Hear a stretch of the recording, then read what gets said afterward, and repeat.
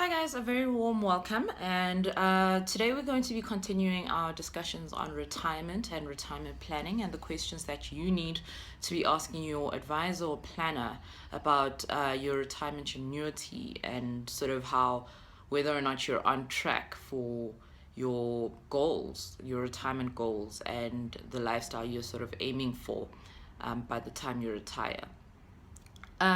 We've spoken about the mistakes that I've made in terms of my retirement planning. We've spoken about the different stages of retirement planning and what you need to be asking if you haven't started planning or how much you should be contributing.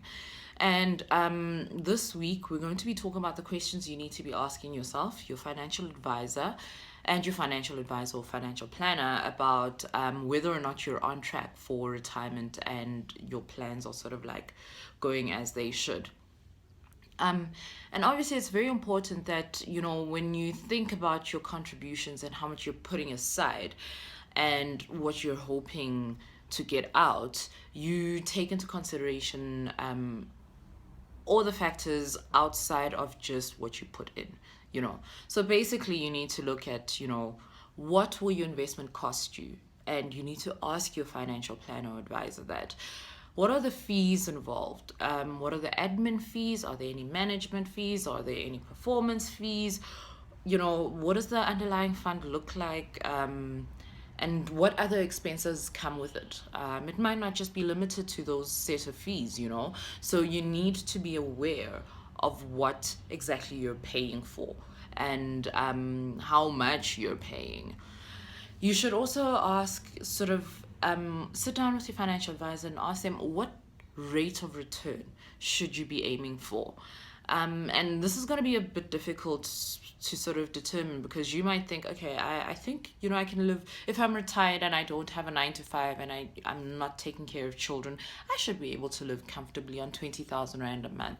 But 20,000 Rand a month today isn't the same as 20,000 Rand a month in 20 years' time, for instance. So you need to take those sort of things into consideration, a rate of inflation, but also you need to take into consideration that, okay, if I'm aiming to live on 20 or 30 or 50,000 or 100,000 Rand a month when I turn 60, how much should I be putting aside today?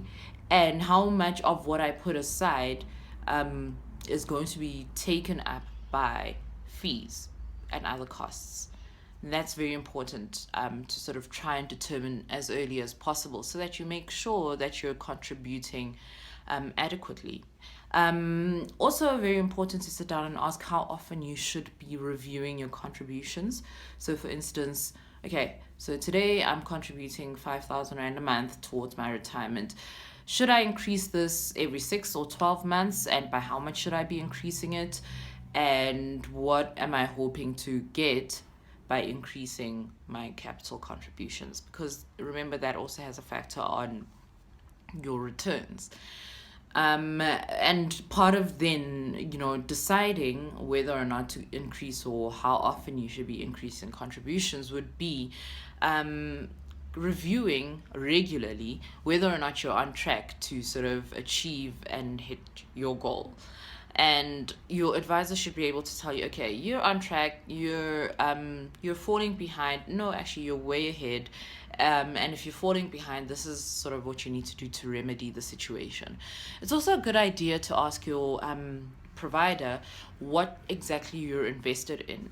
Understand the amount of risk that you're taking on. Understand, what portion of your portfolio is in really risky sort of like asset classes, what portion of your portfolio is sort of like in a more tamer, more controlled space. And then you have an idea of, okay, why it's necessary to be, for your portfolio to be arranged the way that it is.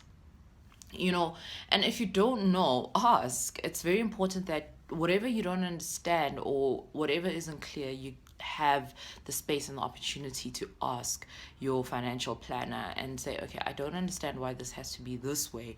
Please explain it to me. So try to keep this short. Of course, this is not exhaustive, Any other questions you have, you should be able to ask your financial advisor. Have a lovely week and all the best.